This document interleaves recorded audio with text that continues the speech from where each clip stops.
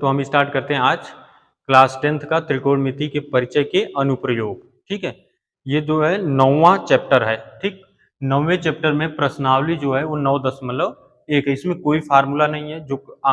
जो 8वें चैप्टर में आपने फार्मूला यूज किया है उसी फार्मूले पर ये भी क्वेश्चन क्या होगा लगेगा, लेकिन कुछ बेसिक जो चीजें हैं उसको हम बताते चल रहे हैं। इसमें दो चीजें आपको मिलेंगी, एक तो मिलेगा अवनमन कोण, दूसरा मिल जाएगा उन्नयन कोण। उन्नयन कोण, ठीक है। अवनमन कोण और उन्नयन कोण बहुत ज्यादा जरूरी होता है समझना इस चैप्टर में। तो हम पहले आपको बताते हैं उन्नयन कोण। ठीक है, इसको पहले हम बता रहे हैं। जब कोई व्यक्ति, जैसे मान लीजिए ये कोण उन्नयन कोण कहलाएगा अगर यहाँ पर बनेगा। ठीक है, नीचे बनेगा तो वो उन्नयन कोण कहलाएगा। क्यों?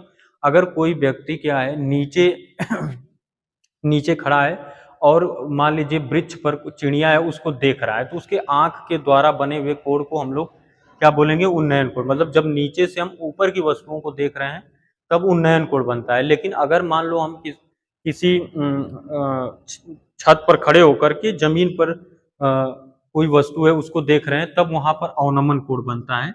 और अवनमन कोण सेम इसी तरह होता है, लेकिन ये कोण इस जगह पर बनता है, जैसे यहाँ पर।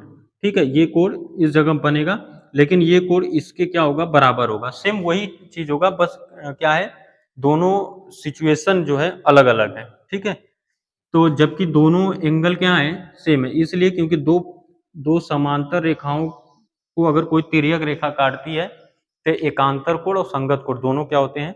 बराबर होते हैं। तो इसको हटाते हैं, अब चलते हैं क्वेश्चन कैसे लगेगा। देखो, ये पहला क्वेश्चन है प्रश्नावली 9.1 का। इसमें पूरा हम आपको सिर्फ 3 क्वेश्चन बताएंगे और अच्छे से, और इसको देखते लास्ट तक बस देखो, एकदम आसानी से क्या होगा ये आप पूरा कर लेंगे। अगर नहीं होगा तो आप कैंसिल करके जा सकते हैं। चलो देखो, कह रहे सर्कस का एक कलाकार एक 20 मीटर लंबी डोर पर चढ़ रहा है जो अच्छी तरह से तनी है। कह रहा और भूमि पर सीधे लगे खंभे के शिखर से बंधा हुआ है। यदि भूमि के साथ डोर द्वारा बनाया गया कोण 30 अंश का हो तो खंभे की ऊंचाई ज्ञात कीजिए। ठीक है, तो ये तो हो गया 20 मीटर का जो रस्सी है जिस पर कोई सर्कस में आप लोग देखे होंगे जो चलते हैं उस पर। तो यहाँ पर हमें पूछ क्या रहा है? खंभे की ऊंचाई। पहले याद रखना कि जो क्वेश्चन पूछेगा उसी को मान लेंगे हम। तो जैसे यहाँ पे सॉल्व करते हैं तो पूछा है कि खंभे की ऊंचाई, तो हम मान लेंगे माना खंभे की ऊंचाई हम मान लेते हैं यहाँ पर क्या है? H metre. ठीक, ये फिगर क्वेश्चन में दे दिया गया था इसीलिए ये बना बनाया मिल गया आपको।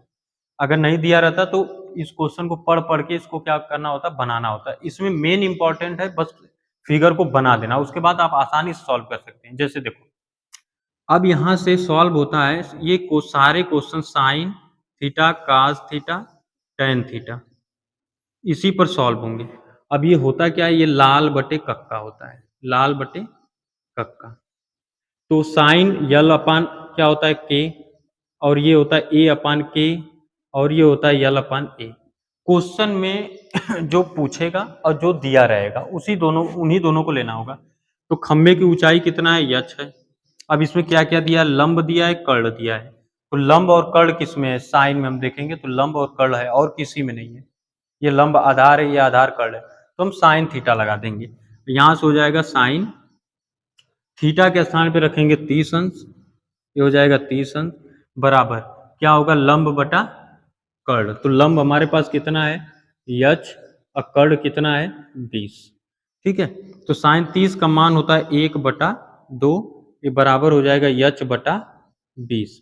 इस 20 का गुणा 1 में करेंगे तो हो जाएगा 20 एकम 20/2 बराबर यच, और 2 से काट देंगे तो आ जाएगा 10। यच का मान कितना आ गया? 10 मीटर। ये लग गया क्वेश्चन। बस यही है जो करना है, बस यही करना है, समझ लो। ठीक है, अब दूसरे क्वेश्चन पर चलते हैं। उसमें फिगर बना करके आपको बताएंगे कैसे फिगर बनाना है। ठीक है, मेन इंपॉर्टेंट वही चीजें हैं, आप बस लास्ट तक वीडियो को देखते रहो। यहां से दूसरा क्वेश्चन कह रहा आंधी आने से एक पेड़ टूट जाता है और टूटा हुआ भाग इस तरह मुड़ जाता है कि पेड़ का शिखर जमीन को छूने लगता है और इसके साथ 30 अंश का कोण बनाता है। पेड़ के पाद बिंदु का मतलब उसका जड़ जहां से लगा हुआ है की दूरी जहां पेड़ का शिखर जमीन को छूता है 8 मीटर है। पेड़ की ऊंचाई ज्ञात कीजिए। ठीक है, इसमें तो फिगर है नहीं, इसको बनाना है। ठीक, इसके लिए हमें क्या करना है, पहले हम क्या कर लेंगे, ये पेड़ ले लेंगे, ये हो गया पेड़। अब ये पेड़ बोल रहा है कि बीच से टूट जाता है और टूट करके मान लीजिए ऐसे जाकर लग जाता है। ठीक है, ये टूटा हुआ भाग यहां से टूट जाता है, यहां से टूटने के बाद जा करके यहाँ पर लग जाता है उसका शिखर वाला पार्ट। शिखर का मतलब सबसे ऊपरी वाला भाग जो है ये टूट गया, ये जो डॉट की तरफ बनाया ना, ये टूट कर यहाँ आ गया। अब कह रहा है कि उसका जो पाद बिंदु है, ये पाद बिंदु है, उसका शिखर जहां पर लगता है वो 8 मीटर का है। ठीक, यहाँ ए ले लेते हैं, बी और ये सी। तो इसमें पूछ रहा है कि पेड़ की ऊंचाई कितनी होगी। अब सोचो कि अब ये मत सोचना कि बीसी बस निकाल देना, पेड़ की ऊंचाई इतना बचा होगा, नहीं। यहाँ पर ये और ये दोनों क्या है, पेड़ की ऊंचाई, दोनों को जोड़ेंगे तब। तो यहाँ पर हम लिख लेंगे पेड़ की, माना पेड़ की ऊंचाई ए प्लस बी। बस लास्ट तक आप देखते रहो, ठीक है। और चैनल को भी सब्सक्राइब कर दें आप लोग, क्योंकि बोर्ड में अभी एमसीक्यू और इम्पोर्टेंट क्वेश्चन हम आपको बताएंगे। ठीक है, तो सबसे फर्स्ट में हम क्या यहाँ पर तो देख रहे हैं, मतलब कि यहाँ पर क्या है, ये भी दिया है, ये भी दिया है, ये भी दिया है। अब एक चीज और है, कह रहे इसके साथ 30 अंश का कोण बनाता है, जाकर जहां पर झुकता है वहां से 30 अंश का कोण बनाता है। अगर हम यहाँ पर साइन अप्लाई करें, जैसे साइन ले ले 30 अंश, साइन 30 जब लेंगे तो क्या होता है, ये होता है लाल बटे कक्का। साइन कास दोनों का पता कर लेते हैं, तो यल अपान के होता है, ये ए अपान के होता है।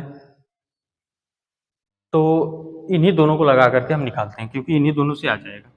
तो साइन 30 बराबर कितना होगा, लंब बटा कर्ण, लंब बटा कर्ण। तो लंब कितना है, ए है, कर्ण कितना है, बी है।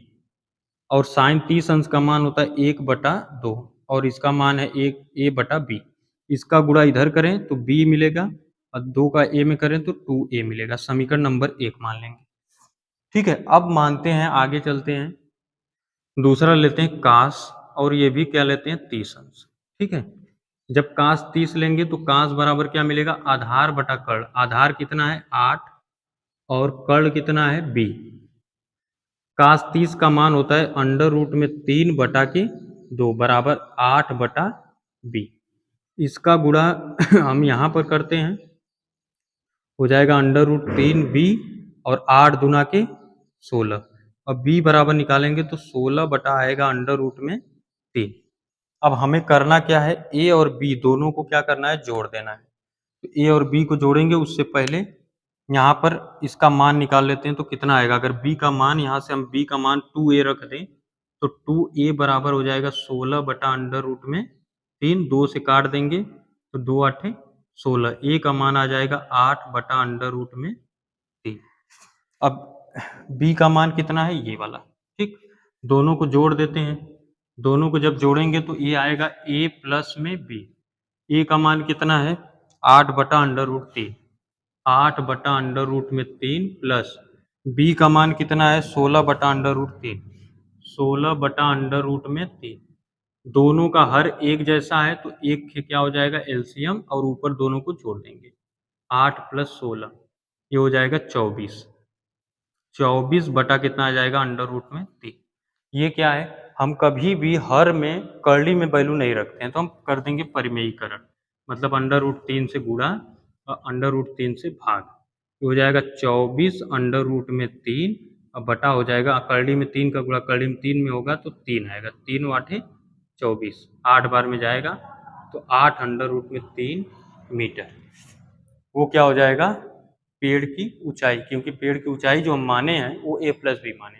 ठीक है, अब इसके बाद तीसरा क्वेश्चन बताते हैं, बस वीडियो को लास्ट तक देखते हैं। तीसरा क्वेश्चन है, इस क्वेश्चन में 2 क्वेश्चन पूछा है और दो फिगर भी बनेगा। इसमें पूछा ये है कि एक ठेकेदार बच्चों को खेलने के लिए एक पार्क में 2 फिसलन पट्टी लगाना चाहती है।